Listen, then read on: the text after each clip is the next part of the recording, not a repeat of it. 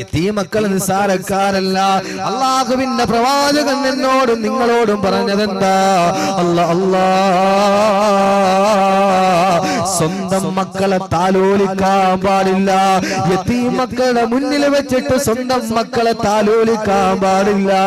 വാപ്പയില്ലാതെ വിഷമിക്കുന്ന പൊന്നോമന മക്കളുണ്ടല്ലോ, വാപ്പയുടെ സ്നേഹം കിട്ടാതെ പൊന്നോമന മക്കളുണ്ടല്ലോ, അവരുടെ മുന്നിൽ വെച്ച് നിന്റെ പൊന്നോമന മക്കൾക്ക് ചുംബനം കൊടുക്കല്ലേ എന്ന് ആദരവായ പ്രവാചകൻ നബി മുഹമ്മദ് മുസ്തഫ. മാനവികതയുടെ പ്രവാചകനല്ലേ.